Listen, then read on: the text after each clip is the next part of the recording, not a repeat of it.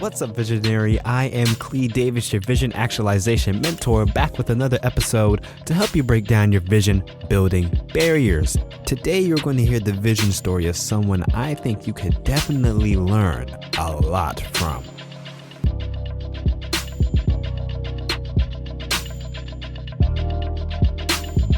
I try my best to have the content on the show apply to what you need as an individual building your vision. So last week in episode 79, we talked about what is a vision and how do you discover it. If you haven't listened to that episode, you definitely should, because it provides a lot of context for what I'm about to say. The episode is only 8 minutes, so it takes no time to listen to. I also mentioned on that episode that this upcoming episode on Friday, in episode 81, we are going to be designing a system for the vision you have recently discovered, or that you already had. So in this episode, I wanted to provide you a real-life example of what building your vision can look like. It's not pretty, it's not glamorous really, but it's real and it's doable. I mean, isn't that what you want? Some stuff that's actually doable that you can apply tomorrow? That's why I brought Claude Jennings on the show. I actually work with Claude at WGTS, a radio station in the Washington, D.C. area. Claude is unique, though, because he works multiple jobs, has his own business, and still has a life. And let's be honest, that is what your life most likely looks like. You can't just drop everything and build your vision with no distractions. That's not realistic. You have to pay bills, you have responsibilities, you have obligations. So is there a way to build your vision despite all of that? There is. And Claude shares with us some ways in this episode through his story. So next, our visionary profile, please. Loading. Visionary profile. Claude Jennings. Hometown, Northeast Washington, D.C. Occupation, media professional, radio producer, and personality. Founder and CEO of Hopeline Media.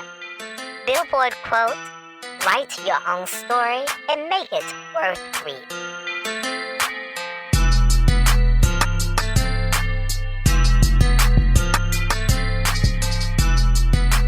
It's funny because I do a lot of different things, but it all, for the most part, has to do with media. And so I would consider myself a media professional.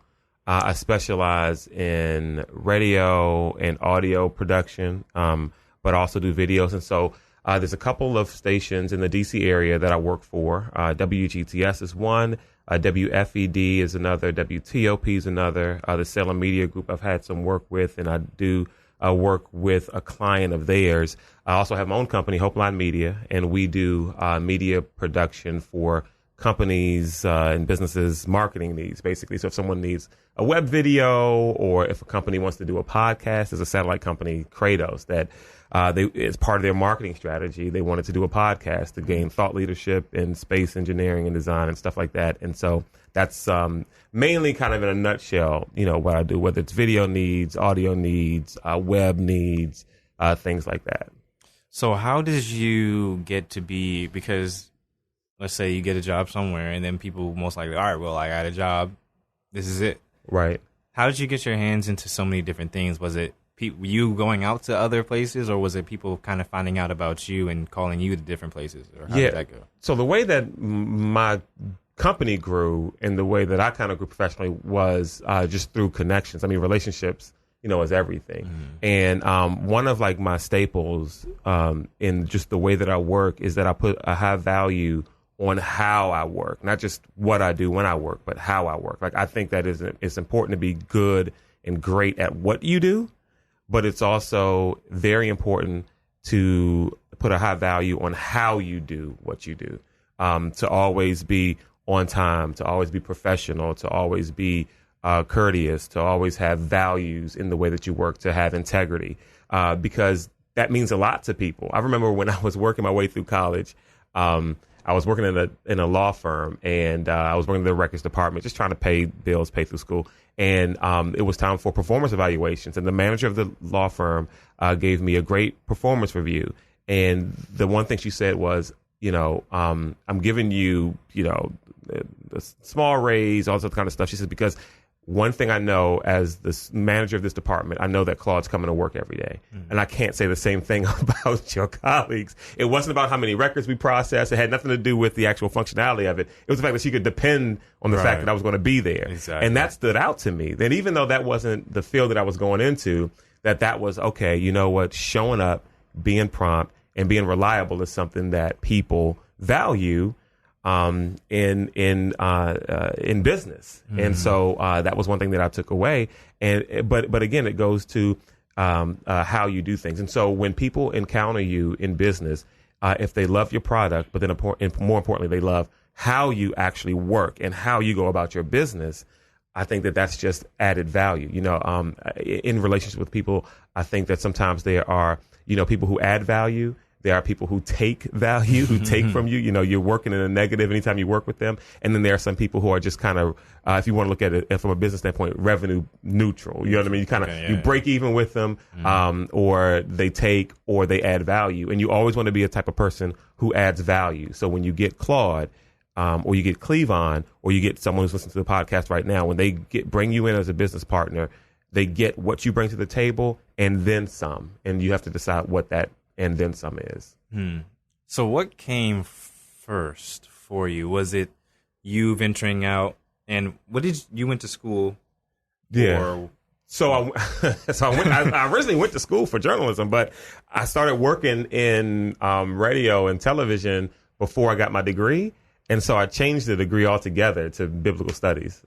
Just out of interest. Yeah. So I don't even have a degree in what I'm doing. I just have the experience and the training in it. Oh, wow. Which, by the way, as people blaze their own trails, we have in our mind that, okay, you've got to, go to school for this certain amount of time, and you got to get this degree, and then this will happen and that. Sometimes it doesn't work that way. There's a lot of people actually, from people that I've met in media, who may not have degrees in communications or in journalism or things like that, but they had an opportunity, they took it, and, one thing kind of led to another.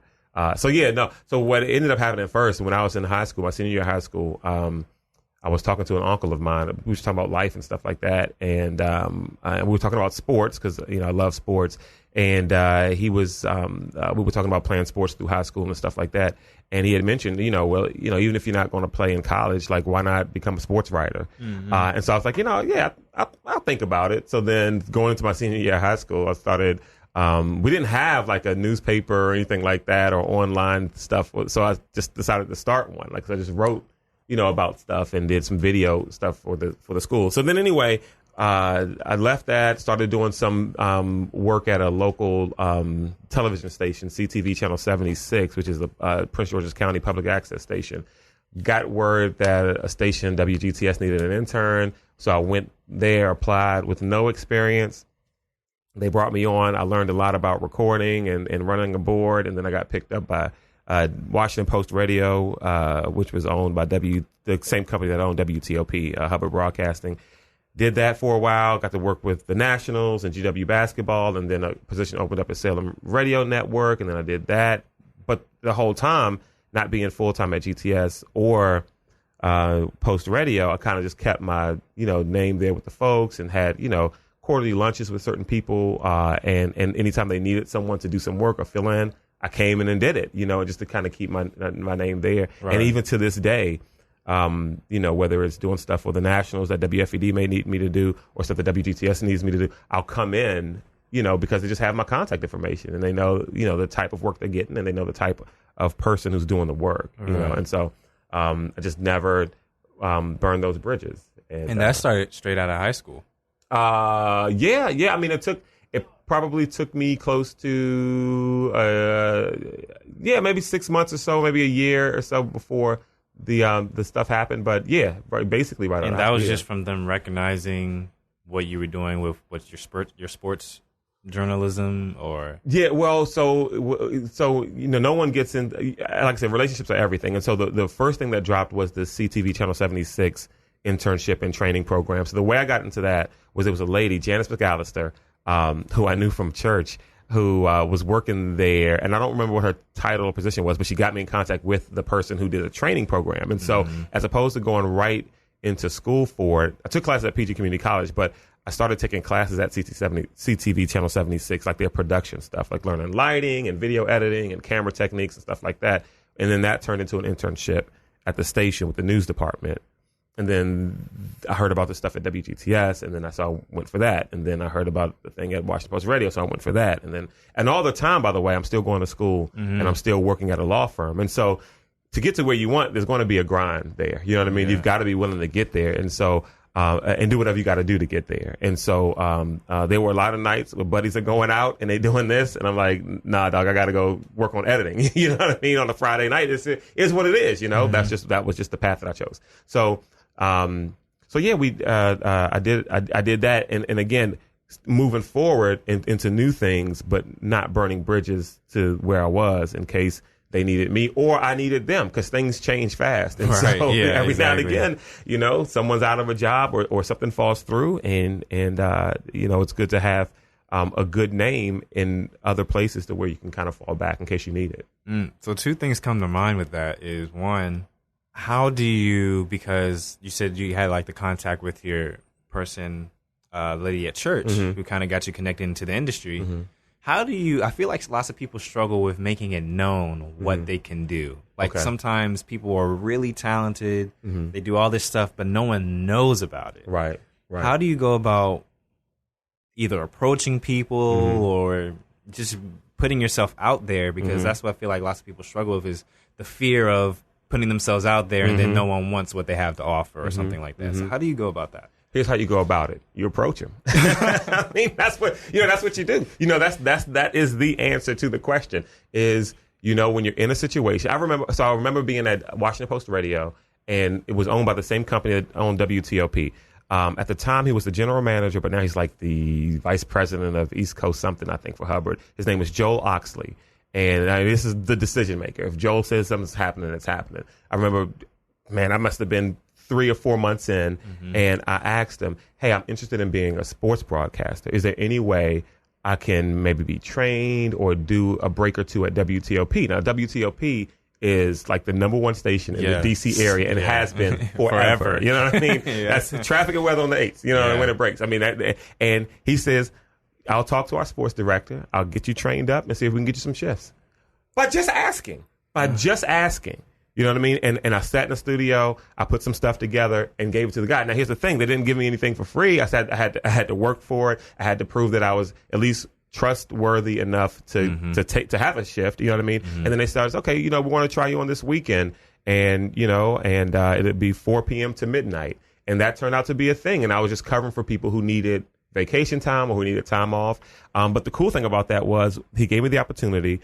I showed that I could do it. But then I learned a lot that I didn't like doing sports updates. I didn't like at the 15s and 45s of every hour doing a 2-hour, you know, just rundown of scores and here's some clips and here's what's coming up in sports. And, you know, that was Claude Jennings, WTOP Sports.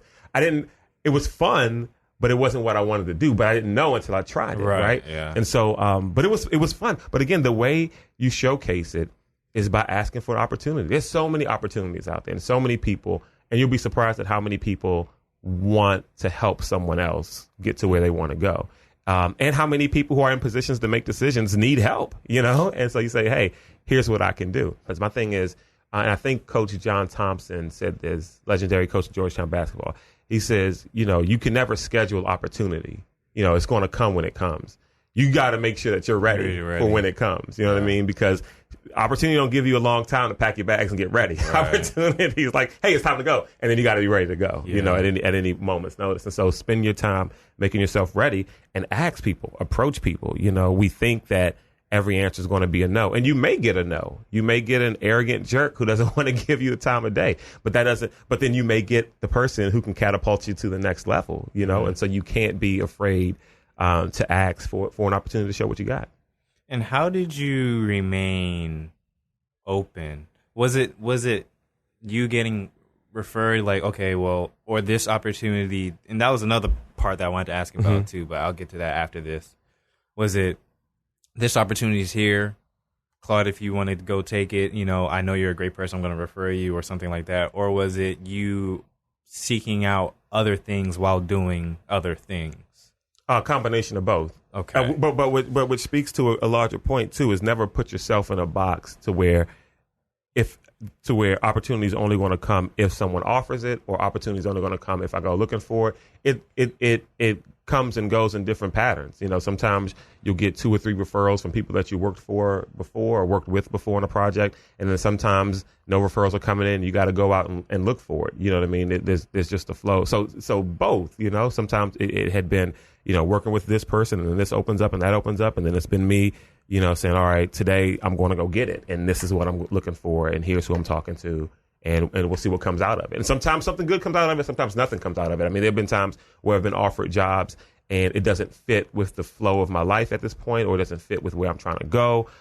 Or to be honest with you, you know, you hear about certain networks and certain companies, and you don't really get a good vibe from it. And so you're like, you know what? Because there's a lot of turnover in media. You know, I've seen people get ready for a 10 o'clock show, and at 9:55, they called into the GM's office and they canceled the show. And here's your severance package. And, you know, and so there have been jobs that I've turned down in places where I've stayed because of security. Like, okay, I know this place doesn't have a lot of turnover, so I'm going to stay here because it's kind of like, you know, not easy money, but it's predictable money. You know, it's predictable income while I go establish other things. And that's another point. So how do you balance? I feel like seems with you, there's a balance of predictability with also, you know, absolutely non-conventional. Yes. And that's me. So I try to do things in a way that's, and not everybody does it this way. Some people go all in and they take 100% chance. Some people never take a chance and they stay comfortable. I never suggest doing that. Like, unless, my version of comfortable could be someone else's version of pursuing their dreams. You know, some people, it's their dream to work that 9 to 5, Monday through Friday in an office. Like, that's what they do, and that's fine. But for some people, you know, for some people that's settling, you know? And so for me, because I jumped out early in a lot of things in life. I mean, I got married almost 10 years ago. And so for me, I couldn't take a ton of chances because I had a family, you know?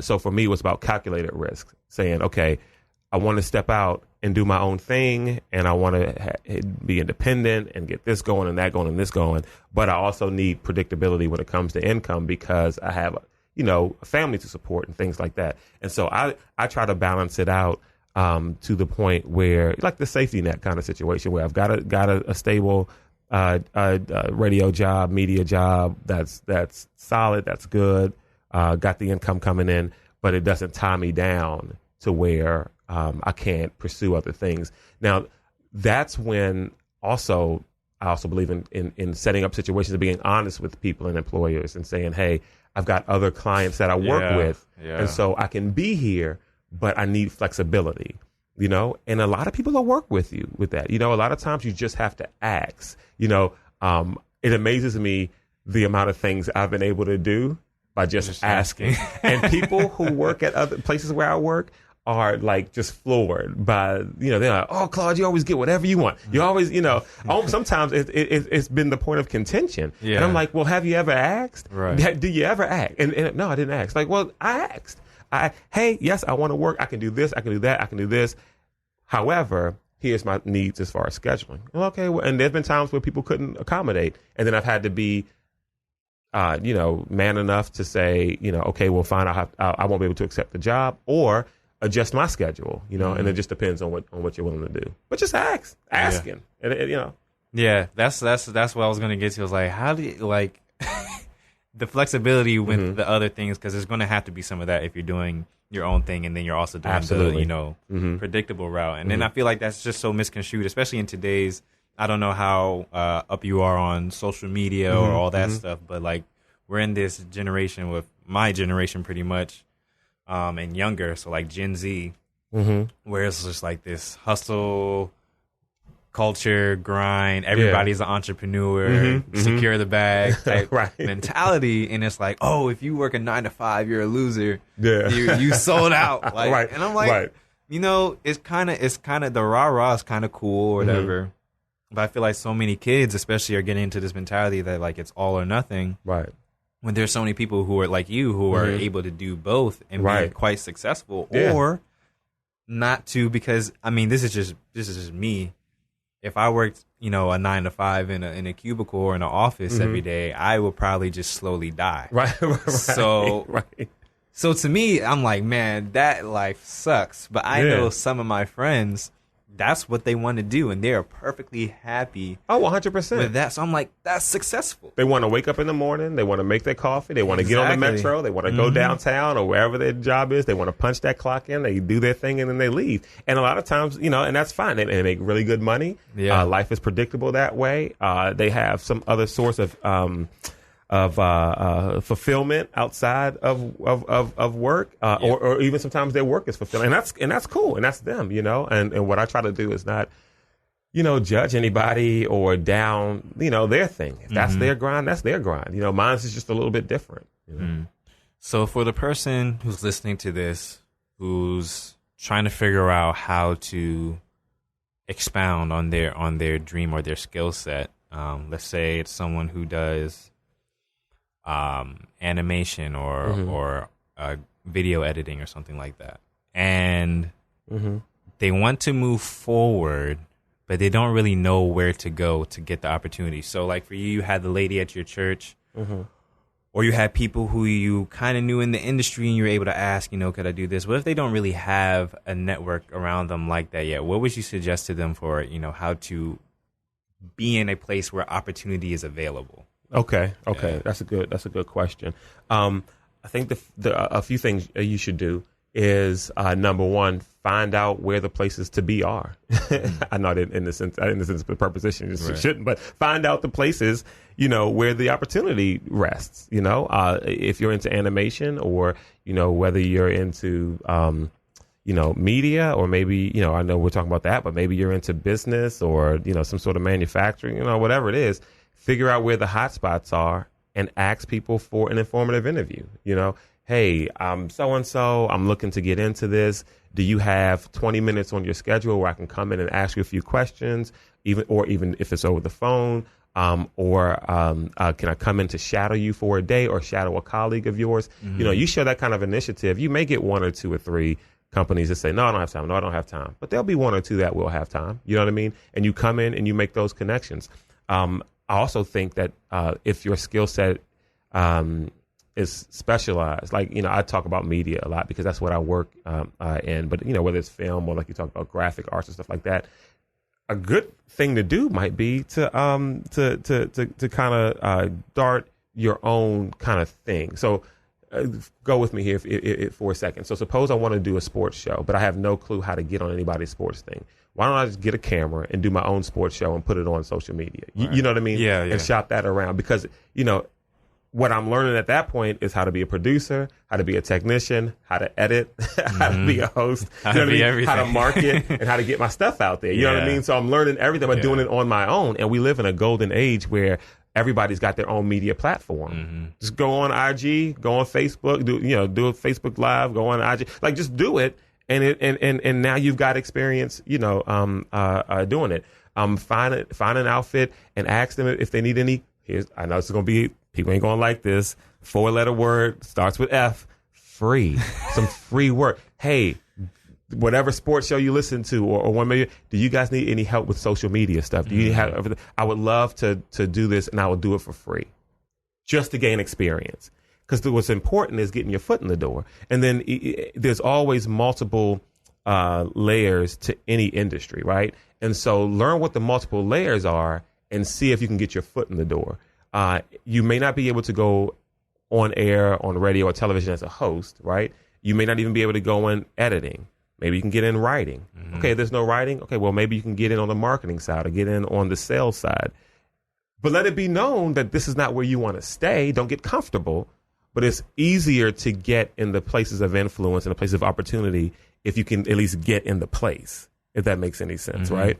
And so, maybe there's a television station or a radio station or whatever, and you and again, I'm talking media because that's the field that I'm in. And so it's like, wow, I really want to host this show, but they don't need a host.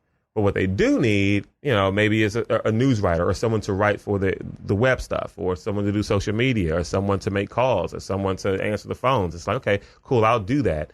And then what happens is opportunity opens up. You know what I mean? And it's like, okay, well, Claude Claude said he can do that. Let's see if we can bring him in to cover Thanksgiving weekend because the host wants to be out, or let's see if we can get him to write such and such, and then have ideas and say, yeah, I'm full of ideas. Here's what I'm thinking. And you might find that your original plan for yourself might be too small, you know what I mean? Yeah. Or might be something that you don't want to do, Yeah. And so you got to be free. You got to be open. It's funny because I have this thing, about this saying that I tell myself all the time, that everything in life changes. Why should I be the only thing that stays the same? Like everything changes. The seasons change. The years change. People change. Everything changes. Yet I want to be the only thing that stays the same? Nah, change. And specialize in something, but get involved in everything. You know what I mean? Yeah, sure. Specialize in whatever. And the thing is, I don't consider myself, I don't specialize in any one thing. I think that I'm really good at a lot of different things. And that's the way I try to market it. Yeah, and that's also something that's kind of, has some type of negative weight to it. Sometimes people say, oh, you need to get good at, stop trying to be a jack of all trades and then a master of nothing, you know, get good at this one thing. And a lot of people I know, like myself, and I know there are a lot of people who struggle with this, you're just good at a lot of stuff. Yeah, no, right. And people try to make you feel like that's some sort of curse. It's right. like, no. Be good at have a range of things you can do. You know what I mean? Yeah. And a range of things that you're willing to do. Right now as we're doing this interview, I got a t-shirt on and, some athletic pants because I was helping the station clean the attic. You know what I mean? Because we needed extra hands doing that. Like, do anything. Do everything and have a wide range. Learn video, learn editing, know how to be in front of the camera, know how to work behind the camera, know how to edit audio, know how to run a soundboard. I don't like to do traffic and weather, but there are times at WGTS where they just we need you to do traffic and weather today. And you do it, and so, yeah. And again, you got to know your own flow, your own rhythm. For some people, they want to specialize in some things, and so they don't like the whole jack of all things but master of none. I don't like that phrase, jack of all things but master at none. No, sometimes your greatest asset is your flexibility. Because what happens when I've got the great radio voice and I've been in this market, but they don't need you for that. You know what I mean? Be flexible. My greatest asset is being a utility player. I can be a pitcher, I can be a catcher, I can play first base, I can play third base. Whatever you need me to do on the team, I can do. And those are valuable people who people want on their team. So if you had a billboard that you sponsored, or let's say, Hopeline Media sponsored or something, and everyone that passed down that highway could see it, what would be the message that you want people to hear the most? Oh. The message now, is this something that I want them to do or something that I want them to know about the company? No, something that you want them to do, or something that you want them to reflect on. Okay. Wow. That's actually something. I'm going to write that down because that's something I think I should actually do. Like, I should have that kind of thing in mind, like something I want people to reflect on. I think if I had a billboard and people would see it and it was something that I want them to reflect on, this might be too long for a billboard, so I got to think of a way to shorten it. But I feel like there are three parts to everybody's story, right? There's the part that you can't help. You didn't write, you can't help where you're born, who your parents are, So that first part of your story is already written for you. Then there's the part of your story that happens when you're not aware that a story is being written, if that makes any sense, right? Like, you're going through life and you're not aware that your life is a story, and a lot of that is our younger days when we're just kind of coasting through life, right? But then there's a moment when we have this aha moment where I'm writing my own story. That's the part that you need to maximize, right? And so maybe that's what the billboard would say: write your story. You know what I mean? Like, when you because so many times, again, we're born in situations that some of us are born in situations. Well, we're all born in situations that we have no control over. Our parents, where we live, all that kind of stuff, right? But then that part of life sometimes hurts people. It damages people. It does things that affect your life, right? And then there's a portion of life that's just being lived out, just day by day, routine, waking up, doing the same thing. And then we get these moments where, okay, I'm actually in control of my story. I can turn this whole thing around. I can be what I want. I can do what I want. And I think that would be the message: is grab your own story, write your own story, no matter what happened before this moment right now, when you realize that I am the writer of my book, I'm the writer of this story. everything before that moment can be turned around into good or into helping you in this later half. You know what I mean? And that's the important thing, is understand that you write the story, you call your shots. And so, make it a good one, make it a good story, make it a good novel. And what has been the most rewarding part of you pursuing? Oh, wait a minute. That's it. Write your own story and make it worth reading. Something like that would be the billboard. Something like that would be the billboard. that would be it. Yeah, that would be it. Mm-hmm. So what would be the most rewarding part of you pursuing your vision so far in your life? The most fulfilling part for me is doing it. You know what I mean? And knowing that, honestly, man, I am I guess we were probably low middle class, even though it felt like we were poor. I guess by numbers you would classify us by low middle class, but we didn't have anything. I was just a poor Black kid in Northeast DC. Mm-hmm. You know what I mean? Who loved football, who liked to ride a bike, even though we couldn't afford bikes, but my friend next door had one, so we rode his bike. You know what I mean? Like, that's who I was, and staying connected to that.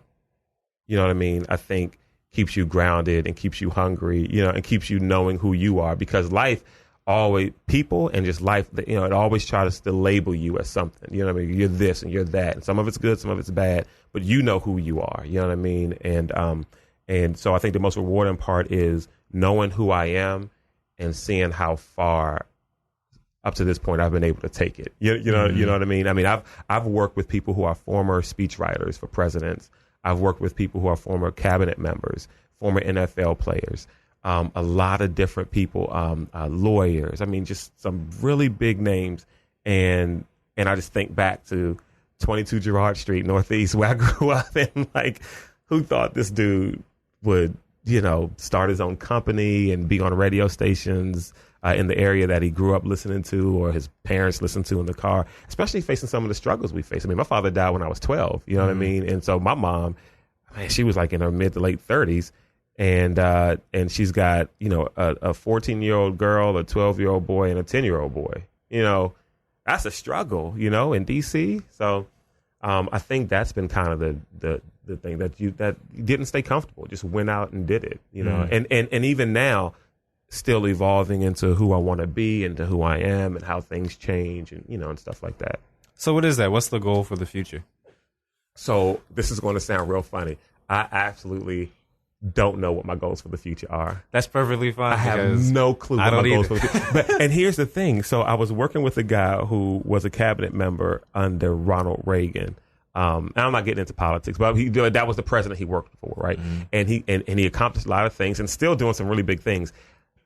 He said something to me that was interesting. He said, I never planned on working for any presidents. I never planned on working in any part of any administrations, because he worked in several administrations since then. Not the current one, which is good. But anyway,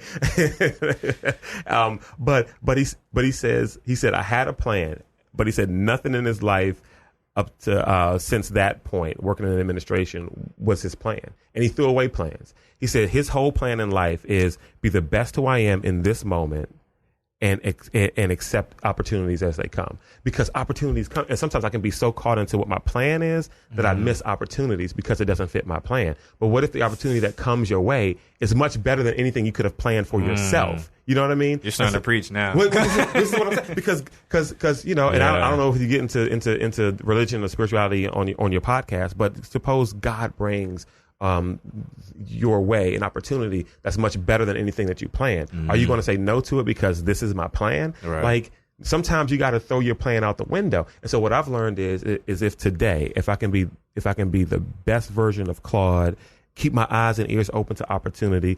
I like to see anything that I do in a business. I consider myself in the service industry. I just serve people who have media needs, right? And so serve people to the best of my ability.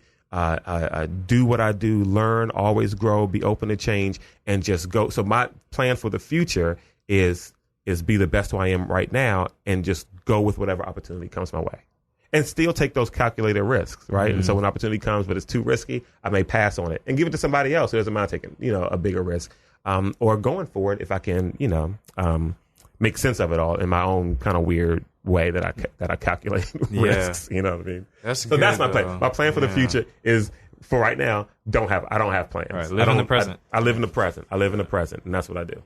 That's so interesting because the tagline for the podcast is "Every visionary needs a plan." Nice. And because most people want a plan, they're like, if I just had a blueprint I could follow, I could get there. Yeah. But then it's also the part that's like, and it keeps us stuck because some people we use catchphrases a lot now. Like knowing your purpose and walking into your destiny. And some people are so stuck because they're like, I don't know what my purpose is. What's that one thing? And I was that way too. Like, well, what's the one thing? What's my sweet spot? What's my And for me, it's what service is. Like in multiple different ways, you're able to help people. By serving and doing a lot of different things well. And so that's my purpose, is to find whatever the need is, wherever the lack is, and fill it. And that's what I do. And so sometimes we try to get so focused on one thing to where we now don't know what we can do. And now we feel stuck. Feel stuck. But it's like, no, the truth is you're good at a lot of different things. You're good at multiple things. Do it. Like, just do it. And don't get stuck trying to find what, and listen, everybody's got their own thing. I was talking to a friend of mine this weekend. He loves taking these surveys. Survey this. I'm going to fill out this survey to see what my, whether I'm good at administration or whether I'm good at this or whether I'm good at that. Man, I do not believe. Listen, people, we've had so many great inventions throughout the history of man, and they didn't have these surveys. Right. You live and you experience and you figure out what it is you do. In your heart, you know what it is. You know what I mean? Or you'll find it. It'll connect. You know what I mean? Just search.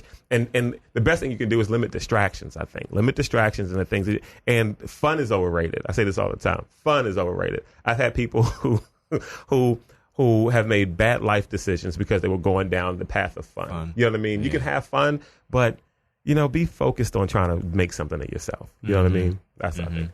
Yeah, I talked to about that in one other episode. It was with a well-being coach. He's in charge of wellness for Shopify. Nice. And I was like, what's the balance between, like mental health, well-being, and like social health? Because with me, like I'm so focused on what I'm doing sometimes. People like, hey, let's go out, tonight. What are you doing? I'm like, honestly, like, I don't have anything going on. Right. I'd rather just, sit back here and write some scripts. Right. Yeah. And sometimes I'm like, am I missing out on some stuff? If they're having fun, are they living in the present and I'm not? Right. So, it's those things. But if you focus on what you want to do, if you're focused on like, just what makes you content, then I think there were many a nights where buddies were going out and I didn't go. You know what I mean? Because I was doing other things. Could I have sacrificed a night or two? Sure. But there were also plenty of other times to have fun. You know what I mean? And you do got to make sure that you come up for air, you breathe a little bit, you experience things. But just know what good fun is in clearing my mind versus distracting fun, if that makes any sense. And I think what she kept saying, which is so true, it really all comes back to self-awareness of, are you getting distracted? Do you need a breather? Do you really need a breather? Can you still get back to, what you need to do if you go out? Or once you go out, are you going to be the person that's completely thrown off? Right. Those type of things where you just have to kind of know what works for you. Yeah. And that's the only thing I could really prescribe. People want a prescription, but it's really different for everybody. That's it. Oh my goodness. Let me tell you something. And that's with anything. Like, I think that there are core principles you can live by, but there are very few. You know what I mean? Like you can't. I can tell you how I got there, but your path may be different from mine. Like everybody's got to, like I said before, write your own story. You know what I mean? Write your own story and know your values. Don't compromise your values and write your story. And like I said, make it a good one. Make it one worth reading. But it's not going to be different from mine. It's going to be different from Cleavon's. It's going to be different from other people's, which is good because it should give you the freedom to know that, okay, mine's going to be different. It may not look like his. It doesn't mean it's not successful. It's just not like his or like hers. Just write your own. That's it, Claude. I appreciate it, man. You killed it. There we go. I appreciate it. That was fun. Wow, there are so many lessons you could take away from what Claude said in this episode. Some of them being to remember that everything in life changes, so it's okay for you to change also. Being a jack of all trades isn't really a bad thing, especially in this postmodern job market that we are in today. Sometimes to get in the game, you have to create your own thing, like Claude did with his newspaper or like what I did with this podcast. And lastly, you have to ask. People will not hand you things in life. It just doesn't work that way. If you want flexibility, ask. If you want opportunity, ask.